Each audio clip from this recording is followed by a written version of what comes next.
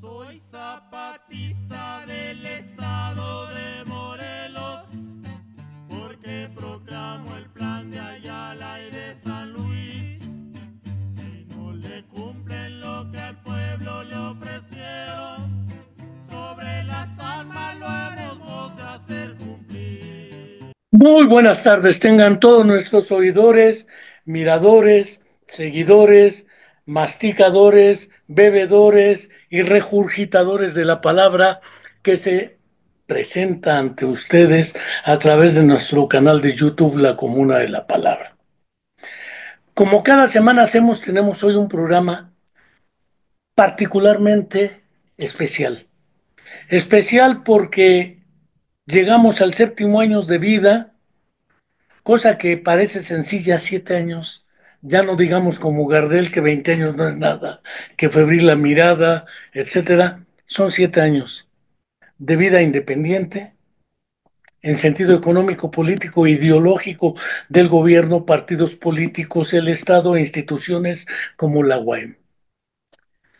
Esta independencia política, ideológica, económica y demás nos ha permitido expresar nuestro pensamiento y nuestra palabra sin arneses, sin yugos, ni mecanismos de coerción que le obliguen a no decir lo que se piensa o considera.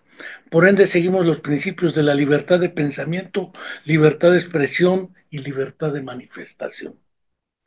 Esta ocasión, con motivo de este séptimo aniversario, hemos invitado, y en solidaridad me quité la boina para que no se vea solo el cabello blanco del doctor Manuel Francisco Aguilar Tamayo, alias Manuelito, dijéramos algunos, o Aguilarcito, dice el doctor Eliseo Guajardo Ramos, porque se llama igual que el papá, Manuel Francisco Aguilar, pero el papá es García. Y él es Tamayo, es decir, la única diferencia está en el tamaño, en el color de la barba, porque seguramente don Manuel la sigue teniendo menos blanca, cosa que me imagino que ya tiene rato que no veo a don Manuel padre, que debe estar bien, esperemos.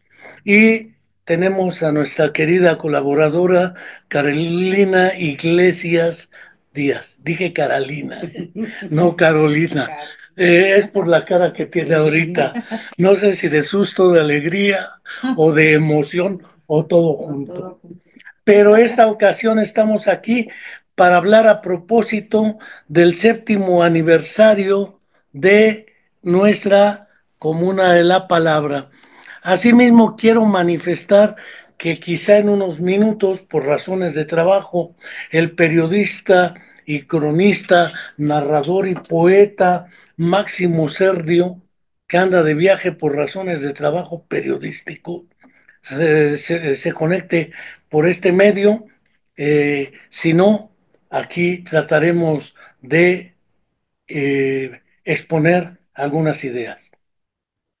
No quiero dejar de cualquier manera, como veníamos haciendo desde las fuentes originales de este canal, la censura a la Universidad a Debate en la UAM, programa de radio que teníamos, desde la desaparición forzada de los 43 jóvenes de la Escuela Normal Rural Raúl Isidro Burgos de Ayotzinapa en Tixla de Guerrero, asumimos el compromiso de expresar públicamente cada semana nuestro recordatorio de que el crimen de Estado es una deuda histórica de Estado que el entonces candidato a presidente de la República, Andrés Manuel López Obrador, se comprometió a entregarnos la verdad histórica y la justicia. Ni la verdad a secas, mucho menos histórica, ni la justicia hasta ahora con respecto al asunto de la desaparición forzada de los 43 jóvenes de la Escuela Normal Rural Raúl Isidro Burgos de Ayotzinapa, Antixtla de Guerrero. Tampoco quiero dejar de enviarle un fraterno saludo a nuestra querida amiga mamá buscadora de su hija Viridiana Anaid, estudiante en nuestra Facultad de Psicología, desaparecida en contra de su voluntad hace más de 10 años y su pareja sentimental asesinada en el lugar de los hechos. No dejamos de manifestar que no son 41 más ella. Acaban recientemente de asesinar en un feminicidio a otra alumna de nuestra facultad y parece ser que el silencio cómplice, antes mataron a dos camaradas biólogos en la UAM y la universidad ha guardado un silencio bastante parecido a la estupidez porque ha de esperar que no dejen de llegar los recursos que siempre son faltantes. No hablo nada más de esos, puedo hablar de Teustitlán, puedo hablar de las fosas de Tetelcingo, de Jojutla, y parece ser que la desaparición es algo que no desaparece en este país. Pero agrego, el concepto de desaparición es un eufemismo, porque la gente no desaparece. Algo está pasando. Ciertamente, como ha argumentado quien dirige hoy el gobierno, no fuimos nosotros, ¿eh? Antes era el PRI, antes era el gobierno, ahora son otras fuerzas. Pues sí, pero el gobierno es el que tiene la responsabilidad de brindar la seguridad, la justicia y la verdad, cosas que no tenemos. Una vez señalado esto, tampoco quiero dejar de agradecer al doctor Eliseo Guajardo Ramos, una lacra, perdón, una persona muy conocida por nuestra parte, que nos envió una calurosa felicitación que ya haremos pública en su momento. Nos envió otra el doctor Fructuoso Ayala Guerrero, alias Frutis, desde la UNAM. Nos envió otra felicitación Eben Oviedo del CLIC, Centro de Investigación en Estudios Cerebrales y otras cosas. Nos envió la doctora Ana Lilia Dottor Llerena desde el Instituto Nacional de Rehabilitación. Desde Bilbao, España, pese al apagón, el doctor Juan Carlos Arango Lasprilla nos envió otra felicitación el grabador Alejandro Aranda, el rector de la UAM, conocido nuestro también, no tan lacroix como el anterior, René Santoveña Arredondo, el doctor Víctor Manuel Patiño Torrealba, también nos envió felicitaciones, entre otras personas, Grace Ortiz o Graciela Ortiz Villarroel de Puebla, y así nos han venido lloviendo felicitaciones. Qué emoción nos da, francamente, porque es importante, según mi opinión, más allá de lo que ya he mencionado, referir que cumplir 7 años, aunque no sean los 20 años del tango gardeliano, que 20 años no es nada, que febril la mirada, etcétera. El día de hoy empezaremos con el doctor Manuel Francisco Aguilar Tamayo, para no cerrar el tiro, quien nos compartirá, aparte de las congratulaciones y otras vertientes de esa naturaleza, él ha sido colaborador nuestro en varios programas. Hemos hablado de Vygotsky, de los estudios de Vygotsky, pensamiento, lenguaje, de un chorro de cosas con él. Con don Manuel Francisco Aguilar García hemos hablado de Balón, de Merani, de la educación. Con Eliseo Guajardo también. Es decir, han sido colaboradores sistemáticos de este canal, también sin un peso que se lleven encima, ¿eh? Que no sea el peso de haber estado aquí como castigo, que debe ser un peso importante. Pero más allá de quitarles la palabra, sino para qué carajos los invito. Ya llevo 8 minutos aquí y no les doy la palabra, pero ahora es la emoción que me embarga y que me embriaga sin haber probado uno del cónsul o uno de los eh, claros seguidores del mezcal, pero démosle la palabra al doctor Manuel Francisco Aguilar. Adelante. Eh, ups, no, bueno, un gusto de celebrar con Enrique el 7º aniversario. La verdad es que cuando inició el proyecto, bueno, no me planteaba yo hipótesis sobre el tiempo, ¿no? Pero bueno, se ha ido consolidando el programa y aparecen referencias en la comunidad universitaria que lo ven, que lo consultan, ¿no? Es una variedad de temas, de problemáticas, ¿no? Y siempre va atrapando a mayor público y entonces pues una gran felicitación, Enrique, ha sido un esfuerzo y consistencia muy importante, ¿no? Que ha logrado hacer del programa una referencia, ¿no? Hace un poco, unas semanas, ¿no? En una reunión que no pudo asistir Enrique, estábamos varios colegas de antaño y de ahora, ¿no? Y citábamos los programas de la Comuna de la Palabra, ¿no? Haciendo referencias a lo que dijiste, lo que se mencionó, lo que se discutió, ¿no? Y yo creo que en ese sentido tiene un valor académico el programa, en una estructura, en un formato pues que debería de promoverse más, ¿no? Porque a veces el acercamiento, bueno, en nuestro caso, a los conceptos, a las teorías, desde los salones, pues es complejo, ¿verdad? Es difícil y yo creo que el programa le agrega un poquito de dinámica a las formas de discutir. Entonces, pues muchas felicidades, ¿no? Y bueno, le aclaro al público que es de voto pronto. A mí me dijeron, ¿puedes venir para que veas el festejo? Yo no sabía que iba a estar eh, siendo entrevistado, ¿no? Pero pues celebro junto con Enrique el 7º año del programa.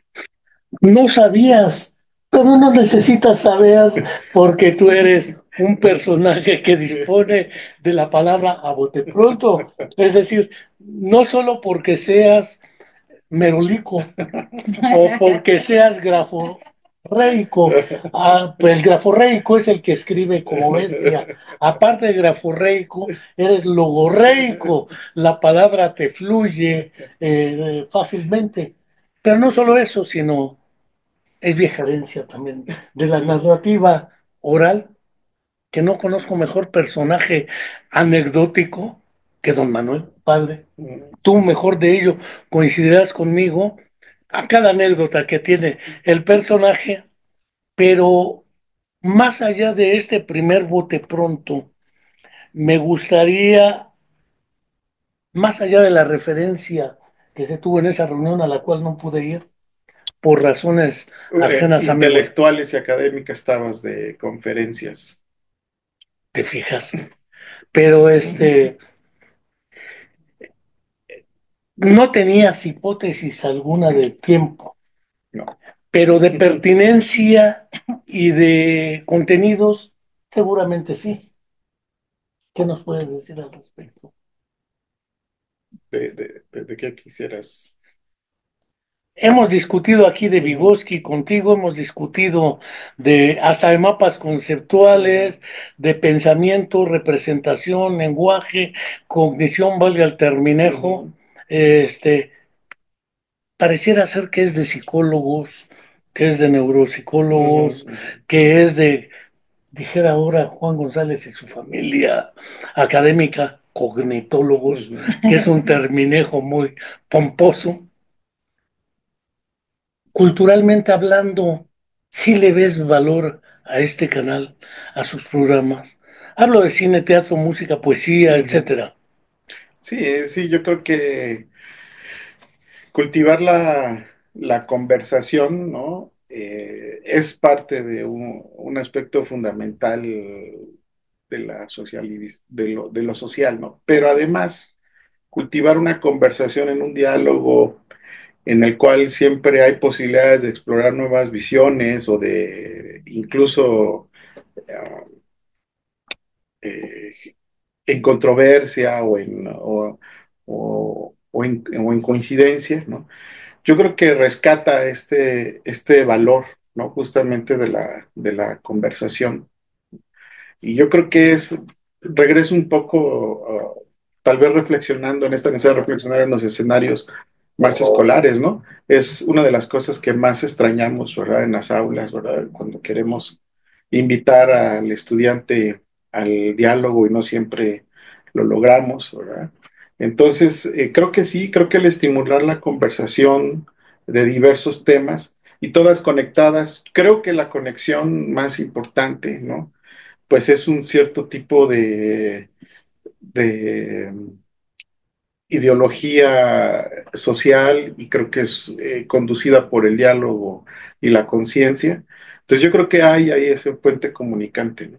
Entonces creo que el programa ¿no? Nos sirven para ilustrar modelos de dialogicidad, ¿no? O sea, formas de introducir, así como lo haces ahora, introducir un tema que pareciera que no da más, pero que sin embargo podemos ir construyendo desde varias perspectivas, tanto desde las cotidianas o de las literarias, hasta llegar a, desde las perspectivas disciplinares y teóricas, podríamos armar, ¿no?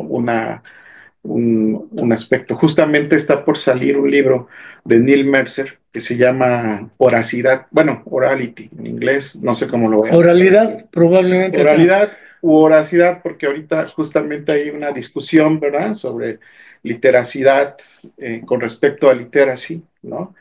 Y que fue muchos años traducido como alfabetización, ¿no? O alfabetidad, etcétera, ¿no? Una serie de discusiones que hay al respecto.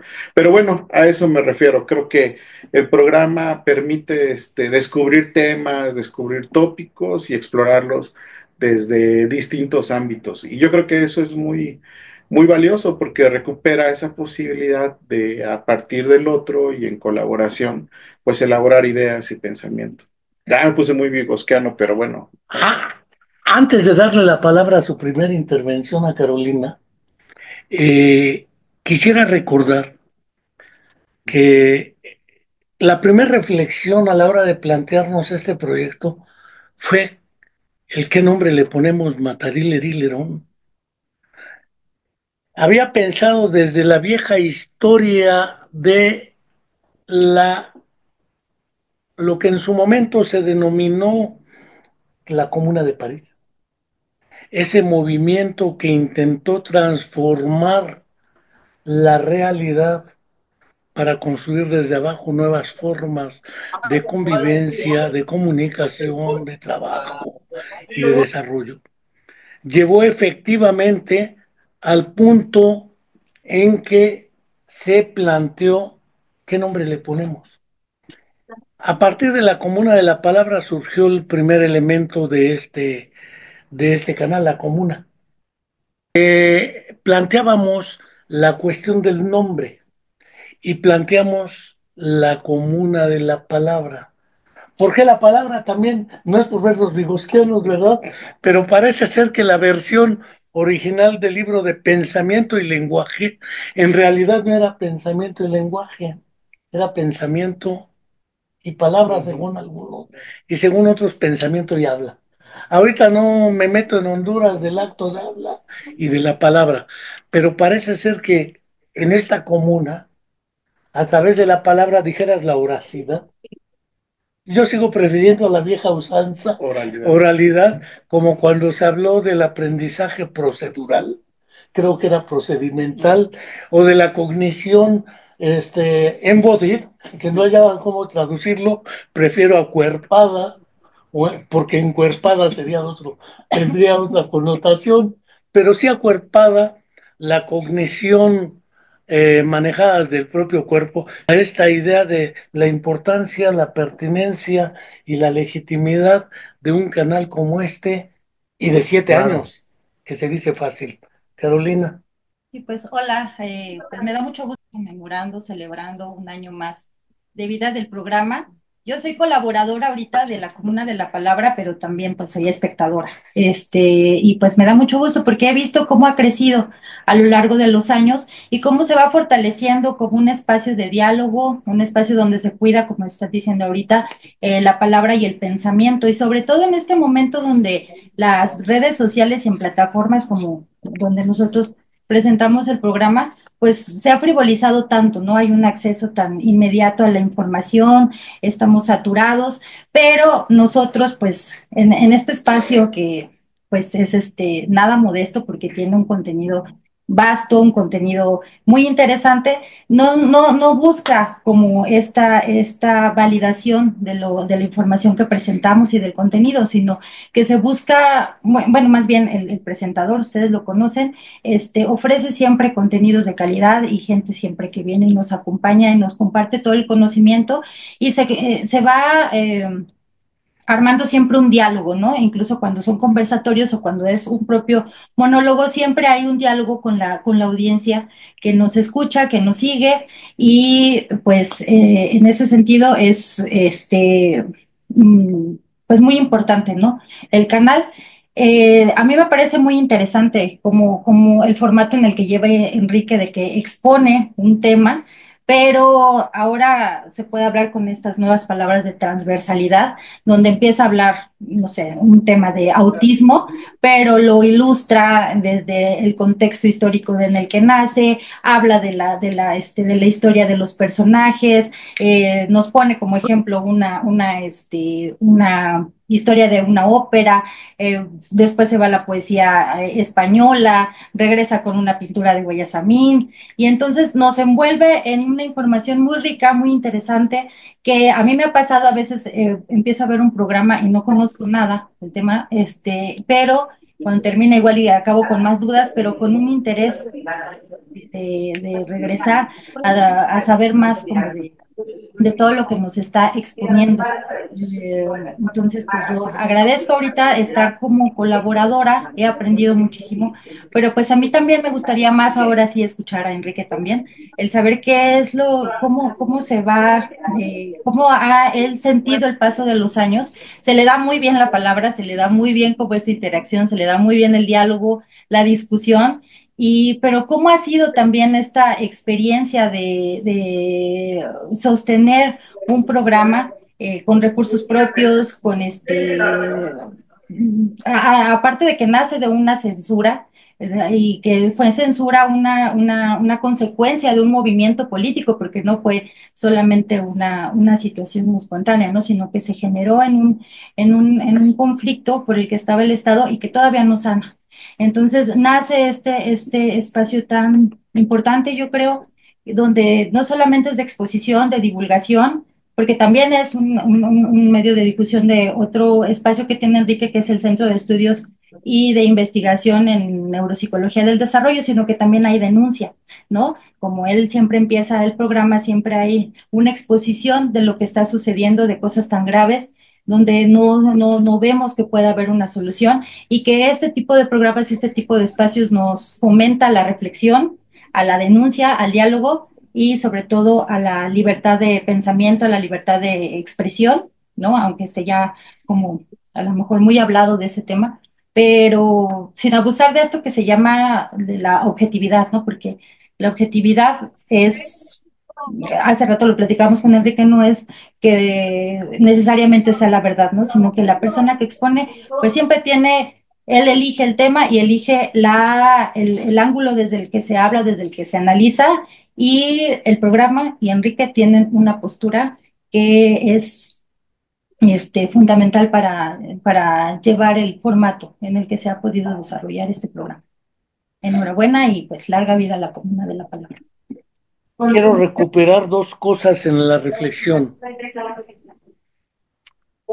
Efectivamente, la idea de la palabra es una idea que probablemente nació cuando en 1985, en La Habana, Cuba, en una charla, debate con Eduardo Cairo, Albertina Midhans, Fernando González Rey, me preguntaron si había estudiado en Moscú, porque se les hacía extraño a los cubanos de esa camada que se hizo en la estatal Lomonosov de Moscú, que alguien llegara hablando de Vygotsky y de Luria.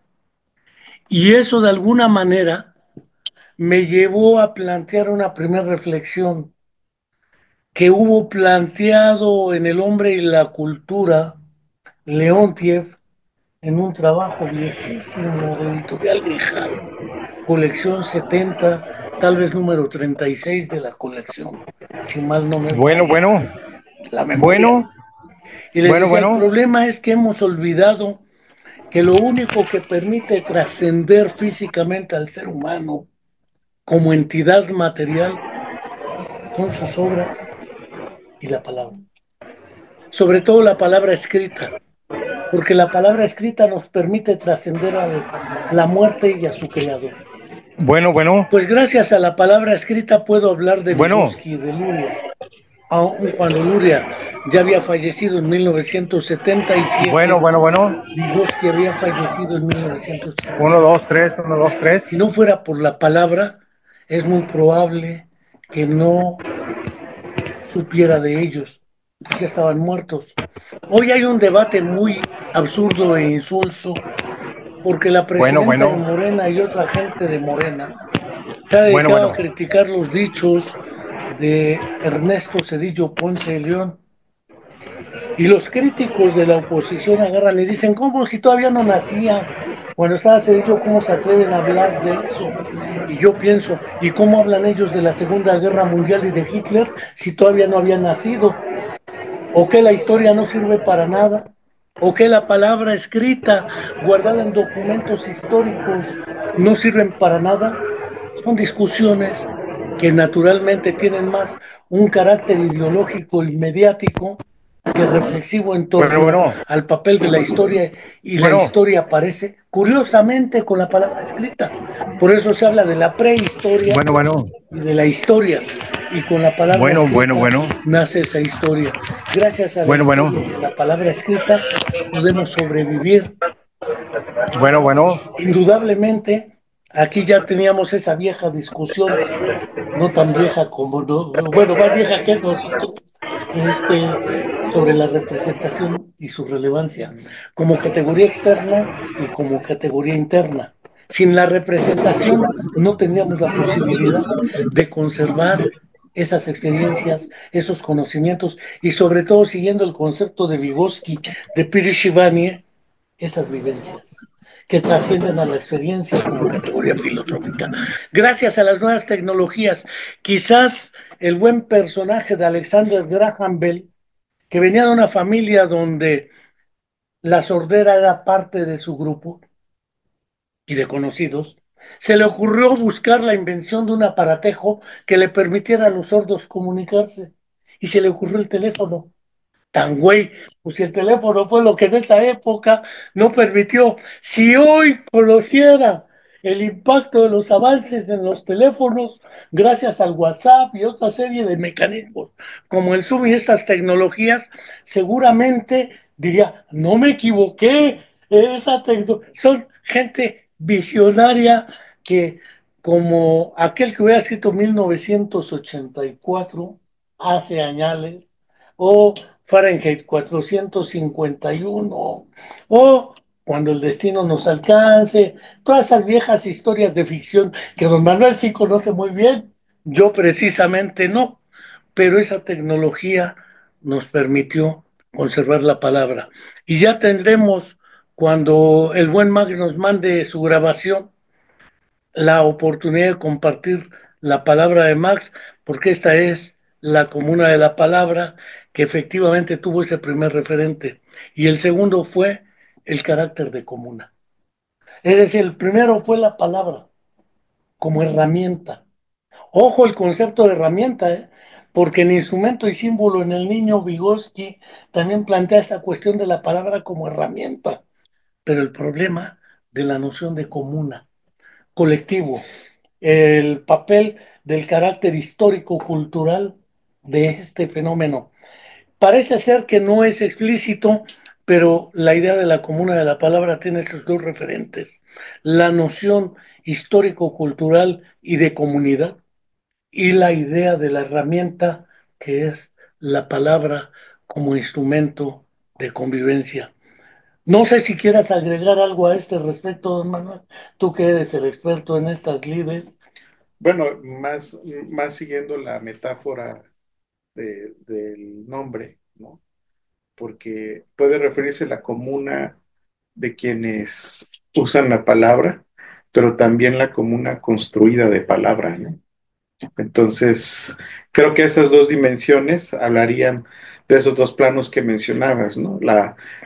La palabra eh, más dinámica, hablada, expresada, y la palabra más estática, ¿no? Fijada, ¿no? Entonces yo creo que esas dos características que además están presentes en el habla, ¿no? Decía justamente David Olson en sus reflexiones en los estudios de las comunidades orales, que, que él se planteaba una hipótesis, ¿no? O sea, cómo se modificaba el habla, la capacidad oral a partir de la escritura, y para ello tenía que contrastarse en una comunidad que desconociera por completo cualquier tipo de representación este, eh, alfabética, ¿no?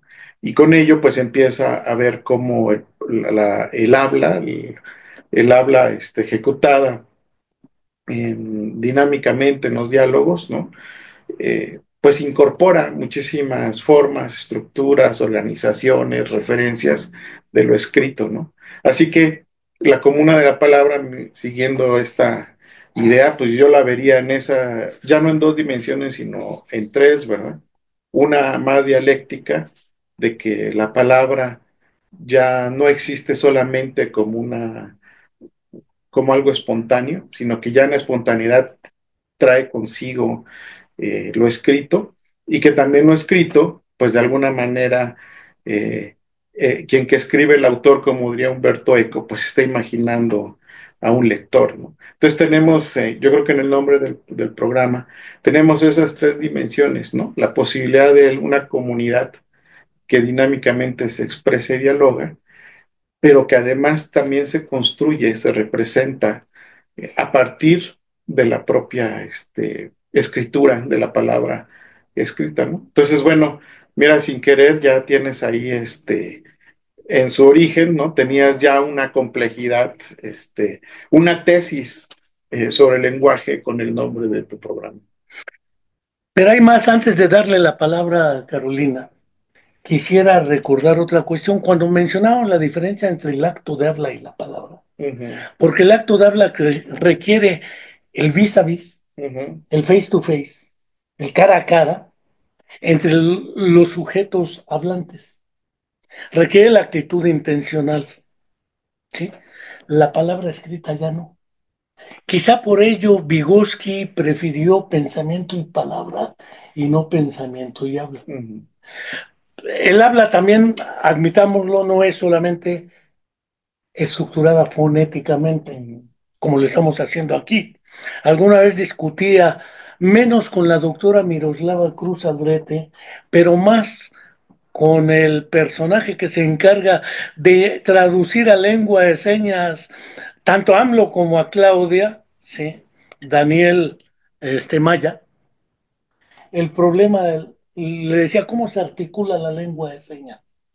Porque el concepto de articulación fenomenológicamente nos parece obvio, una articulación fonológica y sintácticamente armada, ¿sí? Donde los silencios ocupan un espacio.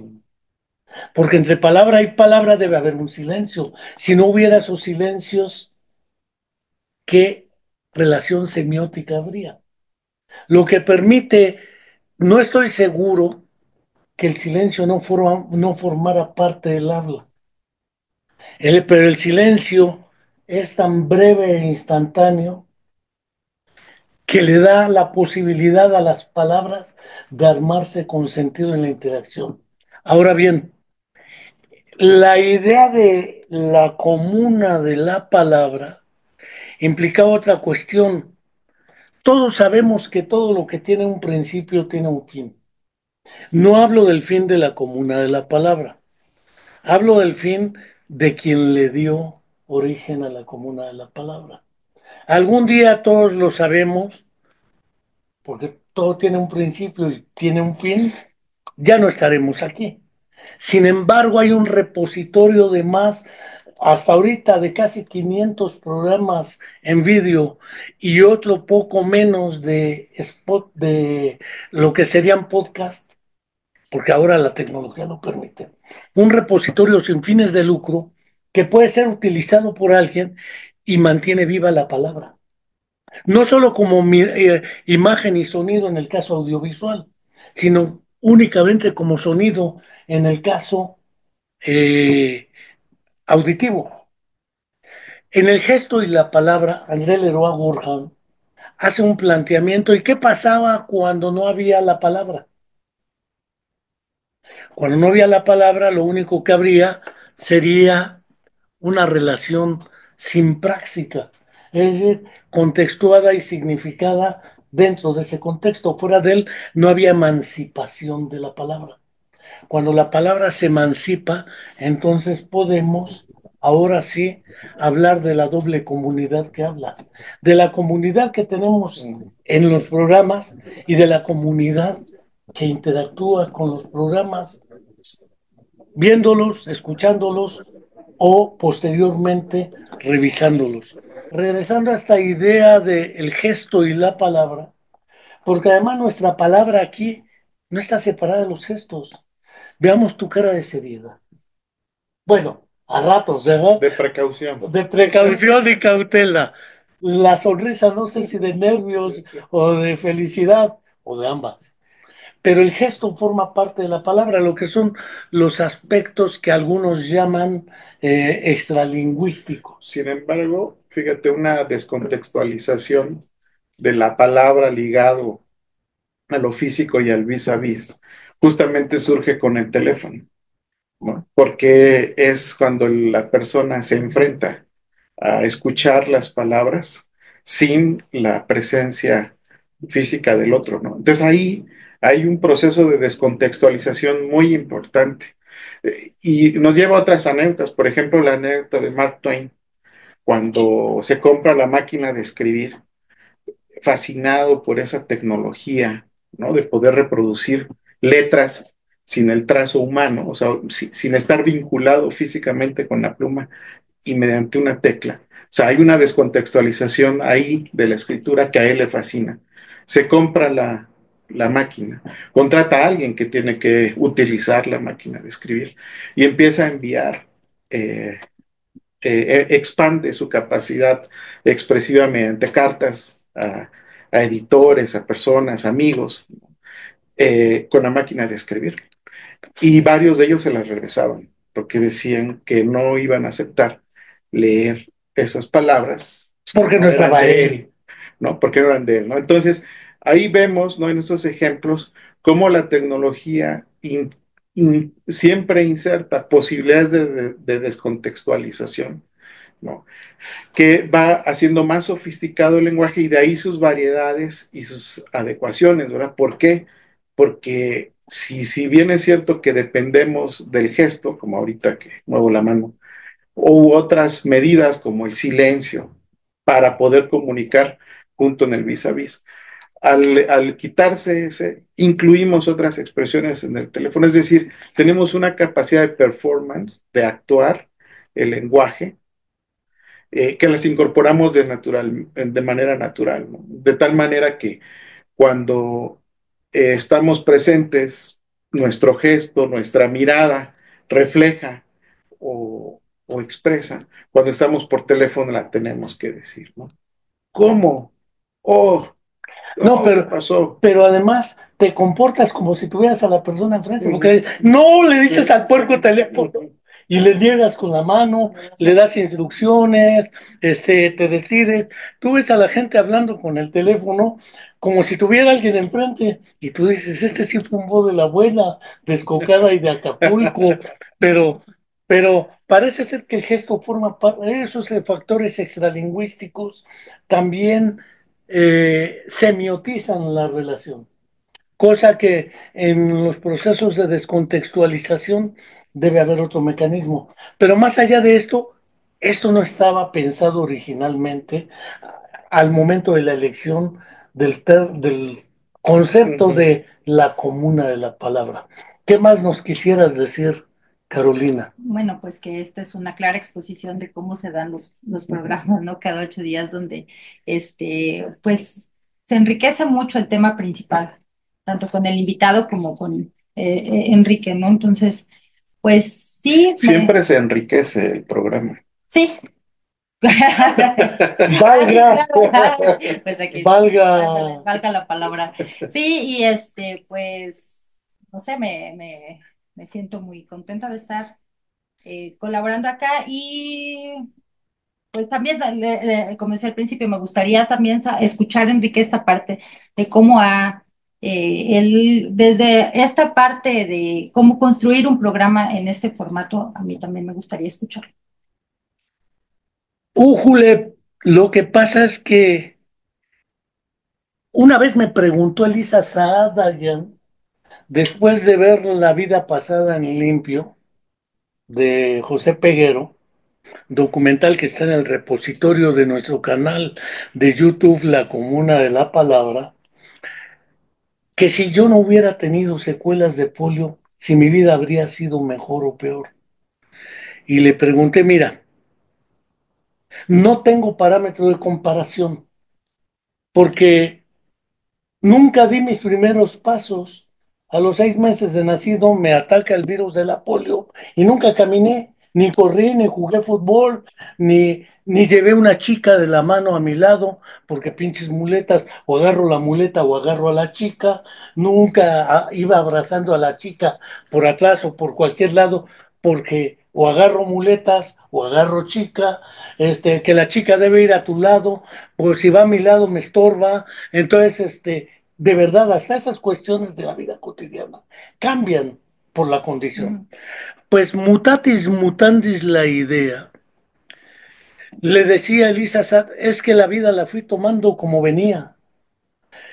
Cuando Fernando Bilbao, el rector de la UAM, que probablemente ahora esté en el informe de la rectora, junto con René Santoveña, Montalvo, probablemente Alejandro Vera no esté porque está apestado en la UAM como yo, por eso no estamos en este Por eso informe. estamos aquí. Pero sí soy verista, man, que le pega. En realidad, no se tenía pensado, porque él decía, es que tú eres así porque eres resiliente. Y le pregunté, bueno, ¿soy resiliente o me hice resiliente? Ahora bien, ahora dan cursos en la UAM de cómo hacerse resiliente económicamente, políticamente, moral. Para todo lo utilizan, ¿sí? Pareciera ser que uno piensa hacia adelante cómo hacer las cosas y no. En realidad, decía José Ortega y Gasset en las reflexiones sobre el Quijote, un trabajo del filósofo, que uno es lo que es más sus circunstancias. Si no la salva, no se salva a sí mismo. Pues uno es lo que es más lo que se va exigiendo. Yo no me veía como una persona con discapacidad, con invalidez, con minusvalía, sino enfrentaba las circunstancias. Mutatis mutandis, cuando la universidad decide cancelar el programa La Universidad a Debate de radio, las circunstancias me impulsan a buscar una opción y mi hijo visionario dice, pues haz un canal de YouTube. Y todavía el biólogo Enrique Sánchez Salinas me decía, es que eso te va a evitar la censura, vas a poder hacer. Es decir, las circunstancias lo van impulsando a ir armando esto. ¿Cómo se arman los programas? Pues así, haciéndose. Nunca pensé cómo los voy a armar, etc. El primer programa creo que nació después de La vida pasada en limpio, con una charla con el doctor Alejandro Vera, que fue uno de los motivos por los cuales censuraron el programa de radio, que al rector le pregunté directamente por cortesía si podía invitar al doctor Vera, en ese entonces candidato a gobernador. Entonces me dijo, espérate, aguántame. Después pues, se canceló el programa y nunca lo invitamos aquí. Después invitamos a Mario Rojas Alba, otro de los candidatos, nada más. No invité ni a los del PRI, ni a otros que olieran feo, más feo que nosotros. Pero en el fondo, la primera idea fue hacer una herramienta que nos permitiera comunicarnos e informar a la sociedad de fenómenos que acontecen en nuestra realidad.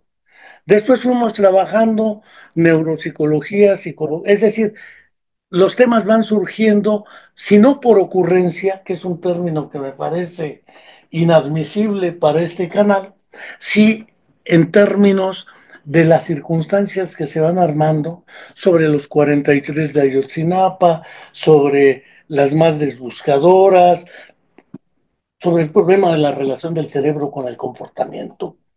Quien piensa, ama, sufre, goza o llora es el cerebro, Ujú. o es el ser humano, la cognición, las actividades académicas. Tuvimos aquí gente de la UAM porque el programa La Universidad de Debate era muy escuchado. Sí. Modestia, modestia aparte. Y en la Comuna de la Palabra, decir 1,200, porque hasta la mañana éramos 1,198 99. 99 suscritos. El punto es, pueden parecer pocos o muchos 1,200 contra los 20 millones que tienen Ujú. los Influencers. youtubers, influencers y demás. Aquí el problema es hablar de 1,200 seguidores en programas de esta naturaleza, sin fines de lucro, con fines reflexivos, pensamiento crítico, con libertad, etcétera, implicaba otros riesgos también. La poca asistencia a los programas. En este programa ahorita, los que me aparecen ahí son menos de 20. Después se van viendo un poco más, pero el problema es cómo darle continuidad a, a una herramienta que no solo es de Enrique Álvarez, aunque muchos felicitan a Enrique Álvarez. En este han participado muchas personas que son los que han hecho posible la existencia y la persistencia, dijera el buen Salvador Dalí, en una de sus pinturas clásicas, La persistencia del tiempo, una pintura de puros relojes doblados por todos lados. ¿Eh? El pensamiento persiste ahí, a través de la palabra, que la descontextualiza, porque quien lo ve, ve el contexto en el video, pero quien lo escucha en el podcast, pensemos en Nina, una colega ciega. Por eso hacemos el podcast, porque hay personas ciegas y las personas sordas, todavía nos falta interpretación de lengua de señas, pero es un problema que iremos resolviendo después con la propia tecnología. Y para los que saben leer, pues ya tendremos que aprender nosotros a manejar el texto con subtítulos. Pero ese es un problema tecnológico que iremos resolviendo también para hacer también más accesible esto. Porque eso del lenguaje inclusive o inclusivo, etcétera, me parece una trampa. Cualquiera puede hablar de persona con discapacidad, como si la persona fuera la que portara la discapacidad y no estuviera en la relación de la persona en un contexto determinado. En otro contexto no existiría tal discapacidad. Entonces la discapacidad también es una construcción sociohistórica, lo mismo que la palabra es una construcción histórico-cultural. En ese sentido, me parece que si no fue tramposo agarrar a bote pronto a don Manuel, pues él ha investigado mucho esto, ha trabajado mucho en la cuestión del pensamiento, palabra, idea, y qué mejor que él en esta ocasión, porque si no, y naturalmente, qué mejor tu participación, porque además es el otro punto de vista. El punto de vista, cuando decía lenguaje inclusive, de una mujer que ha colaborado con nosotros, como han colaborado muchos otros, y que efectivamente nos permite darle vida a esto. Colaboración aquí, allá y acullá, es decir, comunidad, comuna. No sé si quieras tú decir algo más, porque, No. como no, llevamos 52 minutos. No, pues ya dije lo que tenía pensado decir. Don Manuel, ¿Cuánto tiempo tenemos para ver si saco el discurso? sácalo, tenemos el que necesites. No importa si te pasa el tiempo. No, pues más bien, ¿por qué no? Yo creo que podríamos ir, ahorita que mencionabas la incorporación de las tecnologías en la amplificación, ¿verdad? De las posibilidades de comunicación. Pues yo creo que el subtitulado automático es un recurso importante, ¿no? También, por ejemplo, otras posibilidades. Está la transcripción inmediata del programa, porque eso permite escucharlo con otros sintetizadores de voz. Es decir, no solamente puedo escuchar la grabación, sino puedo escucharlo en un sintetizador de voz y puedo regular la velocidad, ¿verdad? Y eso podría acercar a personas, ya sea haciéndolo una reproducción más rápida o más lenta. También pasa ahora con el audio. Podemos escuchar Eso le hacen AMLO, más rápido. lo pones rápido o lo ponían. Pero bueno, entonces lo interesante es que toda esta posibilidad tecnológica de modificación de la palabra, ¿no? Pues nos está hablando eso, ¿no? Tú decías, bueno, la existencia de la palabra es resultado, ¿no? Dirían también otros estudiosos del asunto, ¿no? Es estudioso de la posibilidad de representarla, ¿no? Olson defiende esa, esa hipótesis, ¿verdad? Que la palabra como concepto, como algo que te puedes representar alfabéticamente es por ello, ¿no? Y él comparaba con algunos otros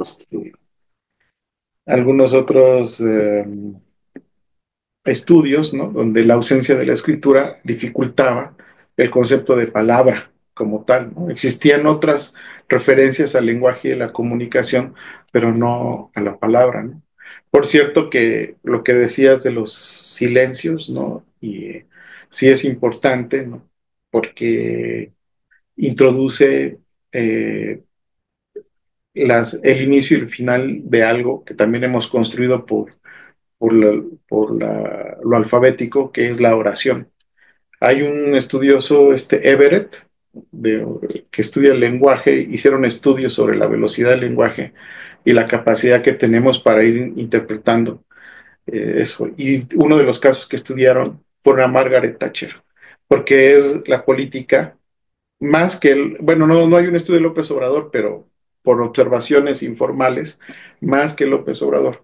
Lo que tenía Margaret Thatcher en las entrevistas es que la interrumpían constantemente y ella se enojaba constantemente de que la interrumpían, porque la forma de hablar introducía pausas o silencios, ¿no?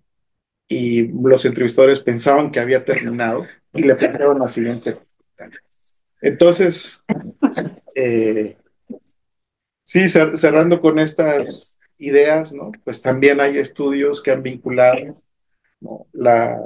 Los ciclos y las formas de respiración que tenemos a partir de las formas en que se expresa el lenguaje, ¿no? Entonces se ha observado que en comunidades o culturas donde la velocidad de habla es mucho mayor, las formas de respiración obviamente cambian, ¿no? Entonces tenemos tú mencionabas las opciones de embody y encuerpado, ¿no? Y bueno, una de las formas en que se traduce también y que utiliza Pozo sería encarnado, ¿verdad? Sería la otra traducción que tendríamos a esos conceptos. Pues no sé, no me gustaría simplemente hablar, sino más bien ir como cerrando con estas ideas en relación a la palabra y al lenguaje, ¿no? Y bueno, pues reflexionar un poco sobre de mi parte, como cerrar esta reflexión sobre el programa. Yo creo que eh, introduce, vamos a ponerlo en un plano más general, ¿no? El arte de la conversación es un arte que se ha diversificado y que se ha modificado, pero también se ha puesto en peligro, ¿verdad? Por ejemplo, el chat, el WhatsApp, que ha sustituido mucho la comunicación telefónica, ¿no? Y también sustituye mucho, pues a veces la posibilidad de expresar otras ideas o decirlas más sintéticamente. Entonces yo creo que programas como este, donde siguen construyéndose significados y conocimiento como producto del diálogo, pues contribuyen, ¿no? Al arte de la conversación.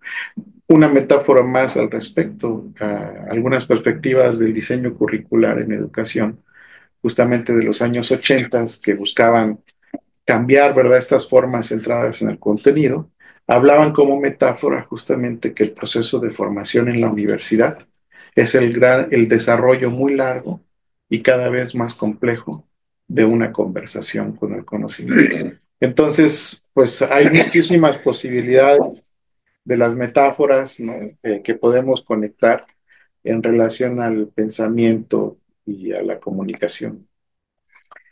Recuerdo esa idea del lenguaje interior, por un lado. Por otro lado, cuando el poeta Víctor Hugo habla de esa interioridad, ¿sí?, que nos guía hacia el exterior. O James Watts, en Voces de la Mente. Las voces interiores era para Víctor Hugo. Esa idea de las voces interiores, que no tenemos mayor recurso que la exteriorización para poder hacerlo a través de algo que quedó en nosotros anclado. Me refiero a Paulo Freire, la dialogicidad.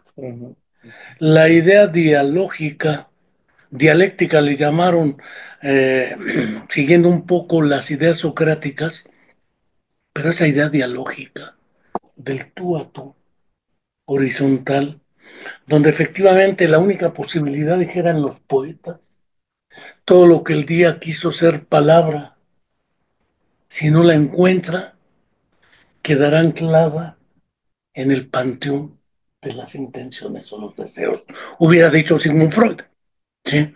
Ese deseo oscuro, inconfesable, o no dicho nunca, indecible, valga el término, ¿sí? Por ello es que nuestras voces interiores tienen como recurso a veces solo las miradas, a veces los silencios, pero siempre lo único que permite vivificarlas es la palabra. No hay más. Lo demás queda oscurecido en intenciones o deseos. No sé si quiera cerrar con algo, Carolina, aparte de los asentimientos. ¿De los qué? Asentimientos. Estoy escuchando y estoy anotando. Pues invitar a que continúen siguiendo el programa, que se aproveche, que nos ayuden a difundirlo. Y pues gracias. Pues yo no puedo dejar de agradecer primero a Max, que intentó todo, hasta compró un micrófono que no funcionó, Se me escapó la lamentablemente. palabra. Se nos escapó la palabra de Max. Agradecer a Carolina, agradecer a don Manuel su presencia, agradecer a todos nuestros seguidores y seguir invitando a suscribirse a nuestro canal de YouTube de la Comuna de la Palabra para llegar a más personas y ampliando nuestros seguidores en un repositorio casi biblioteca para quienes quieran consultarlo, sin fines de lucro, sin fines académicos formales, porque tampoco es el propósito, pero sí con fines dialógicos, comunitarios y de compartir la palabra. Muchas gracias. Hasta la vista, dijera Arnold Schwarzenegger en una de sus películas. Y caput.